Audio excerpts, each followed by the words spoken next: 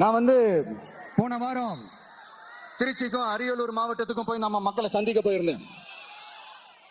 அப்போ பெரம்பலூரும் போக வேண்டியது. அங்க சில ரூல்ஸ் அண்ட் ரெகுலேஷன்ஸ், ஒரு கட்டத்துக்கு அப்புறம் இந்த பஸ்ஸே மூவ் ஆகல. அதுக்கப்புறம் அதை தாண்டி ஒரு டைமுக்கு மேல பேசுறது, சரி அதெல்லாம் விடுங்க. இந்த நேரத்தில் பெரம்பலூர் பகுதி மக்களுக்கு நான் மன்னிப்பு கேட்டுக்கிறேன். சீக்கிரமாவே உங்களை தேடி நான் வருவேன் ஃபார் ஷுவர். நம்ம இந்த டூர் பிளான், இந்த ஷெட்யூல் போட்டதுக்கு அப்புறம் அது என்னப்பா சனிக்கிழமை சனிக்கிழமை சனிக்கிழமை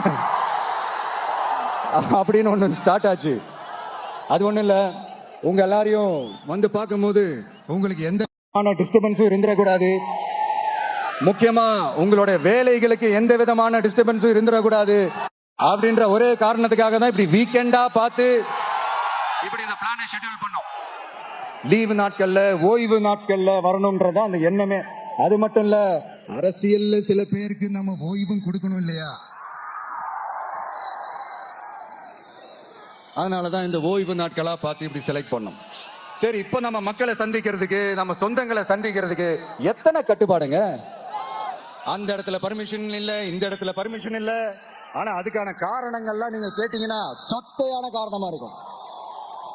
அங்க பேசக்கூடாது, இங்க பேசக்கூடாது, 5 நிமிஷம் தான் பேசணும், 10 நிமிஷம் தான் பேசணும்.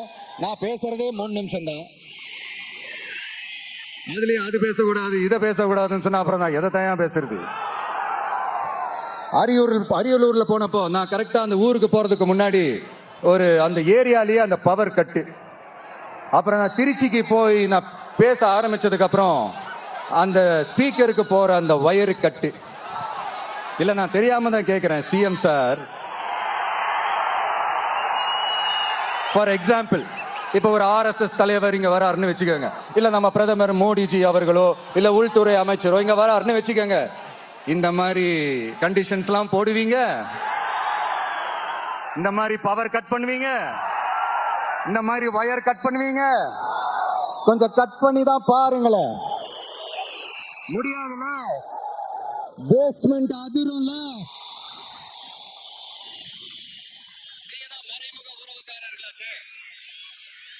இதாவது பரவாயில்லைங்க.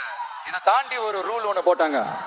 பஸ்ஸுக்குள்ளேயே இருக்கணுமா, பஸ்ஸை விட்டு வெளியில வரக்கூடாதான், கையை இவ்வளவுதான் தூக்கணுமா, இப்படியே வரணுமா, மக்களை பார்த்து சிரிக்காத, மக்களை பார்த்து கையசைக்காத, இப்படியெல்லாம்.